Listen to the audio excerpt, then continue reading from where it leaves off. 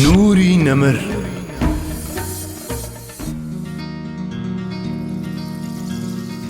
مژدەکانی ئینجیل. بارقلیت لە ئینجیلی یوحەنادا هاتووە: قال المسيح إنني ذاهب إلى ربي وربكم لكي يرسل لكم فرقليط الذي سيأتي إليكم بالتأويل.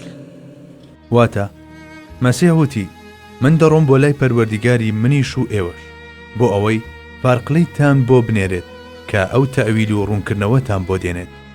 وشەی فارقلیت بەمانەی گیانی حەق دێت کە حەق و ناحەق لە یەکتری جیا دەکاتەوە. بەڵێ، بە دڵنیاییەوە پێغەمبەری خۆشەویستمان کە گیانی حەقە، چونکە دڵە مردووەکان بەو حەقە نەبێت کە ئەو هێناویەتی زیندوو نابنەوە. ئەو پێغەمبەرە نازدارە، هەموو شتێکی بەخت کرد و هەوڵ و کۆششێکی زۆریدا تا هیدایەت و حەقی گەیاندە خەڵک. ئەگەر ئەو تێکۆشانە بێوچانەی ئەو نەبوایە، حەق لە ناحەق جیانە دەبووە. کەواتە فارقلیت ئەو کەسەیە کە مەسیح عەلەیهی سەلام مژدەی پێداوە. ئەویش دوایین پێغەمبەر و نێردراوە کە فەخری کائینات حەزرەتی موحەممەدی ئەمینە، درودی خوای لەسەر بێت. لە ئینجیلی یوحەنادا بابی 14 ئایەتی 15 و 16دا هاتووە: إن كنتم تحبونني أطعتم أوامري أما أنا فسأبتهل إلى الرب ليرسل لكم معينا آخر وروح الحقيقة فرقليط لكي يبقى معكم على الدوام. واتە ئەگەر ئێوە منتان خۆش بوێ ئەوە بەگوێم دەکەن، منیش لە لای خۆمەوە لە پەروەردیگار دەپاڕێمەوە تاک و هاوکار و یاریدەدەرێکی ترتان بۆ بنێرێ کە ڕۆحی حەقیقەت و فارقلیتە بۆ ئەوەی هەمیشە لەگەڵتاندا بمێنێتەوە. ئێستا با بەڕێز سەرنج لەم ئاەتە بدەین. فرقليط هو روح القدس الذي سيرسله الرب باسمي أي نبيا مثلي سيعلمكم كل شيء وسيذكركم بما قلته لكم. واتە فارقلیت بریتیە لەو ڕۆحە پیرۆزەی کە خوددا بە ناوی منەوە دەینێرێ و وەک منیش پێغەمبەرە. ئەوسا ئەو هەموو شتێکتان فێر دەکات و ئەوەشتان بەبیر دەهێنێتەوە کە من پێشتر پێم وتبوون. عندما يأتي فرقليط سيشهد لي وستشهدون أنتم لي. واتە کاتێک فارقلیت دێت شایەتیم بۆ دەدات، ئێوەش شایەتی بۆ من دەدەن. ولكن أقول لكم الحق من الأفضل لكم أن أذهب لأني إن كنت لا أذهب لا يأتي فرقليط إليكم ولكني إن ذهبت أرسله إليكم. واتە بەڵام من ڕاستی و حەقیقەتتان پێ دەڵێم، بۆ ئێوە وا چاکترە من بڕۆم، چونکە تا من نەڕۆم فارقلیت نایەت بۆلاتان، بەڵام کە من ڕۆیشتم ئەوسا خوا بۆتان دەنێرێ. وعندما يأتي فرقليط يبكت العالم على الخطيئة. واتە کاتێک فارقلیت دێت هەموو دنیا لەسەر گوناح و تاوان سەرزەنش دەکات. لە سەرەتادا ئینجیل بە زمانی عیبرانی بووە، دوایی تەرجەمە کراوە بۆ زمانی یۆنانی. جا ئەو تەرجەمە عەرەبیانەی دەبەردەستماندان ئەوانن کە لە زمانی یۆنانیەوە وەرگیراون.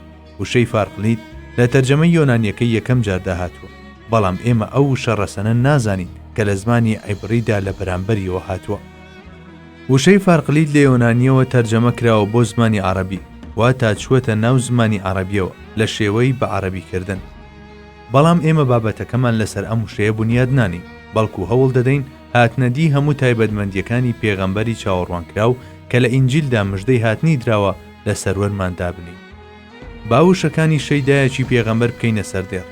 بەڵێ، مەولانا جەلالەدینی ڕۆمی چەند جوانگوتوویەتی: وەسفی موستەفا لە ئینجیلدا بوونی هەبوو، هەر خۆی نهێنی پێغەمبەران و بەحری سەفا بوو، ئاکار و ڕەفتار و غەزا و ڕۆژوو و خواردنی بوونی هەبوو لە ئینجیلدا یەک بەیەکی. سەرۆکی جیهان.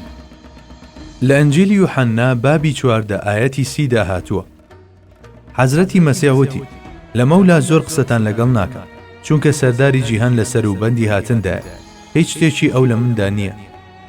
لە بابی 72 ئایەتی 8 و دواتر زەبووردا هاتووە کە ڕووبەری مەملەکەتەکەی لە دەریاوە درێژ دەبێتەوە بۆ دەریا، لە ڕووبارەوە بۆ ئەو پەڕی زەوی، خەڵکی بیابان لە بەردەمیدا چۆک دەدەن، پاشایانی تەرشیش و دوورگەکان دیاری و خەڵاتی بۆ دێنن.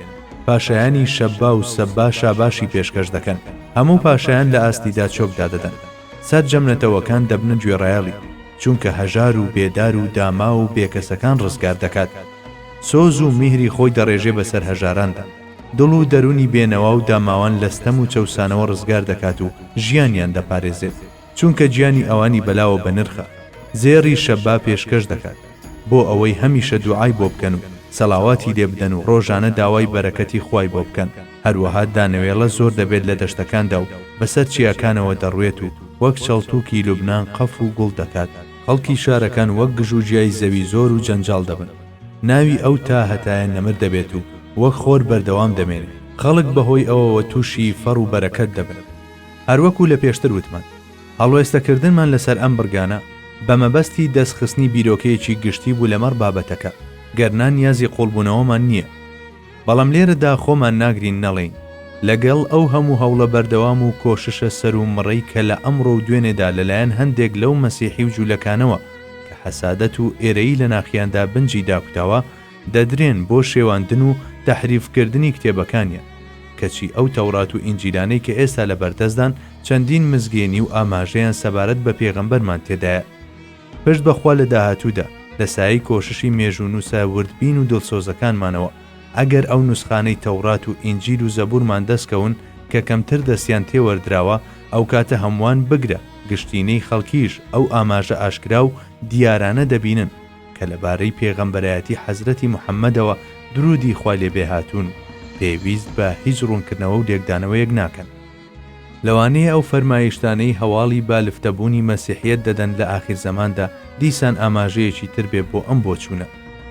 ئەمە سەرباری ئەوەی لە قورئان و سوننەتدا چەسپاوە کە تەورات و ئینجیل ئاماژە بە پێغەمبەر و یارانی دەکەن، جا بۆیە نکۆڵیکردن لەم باسە بەلادان و کوفر دادەنرێت.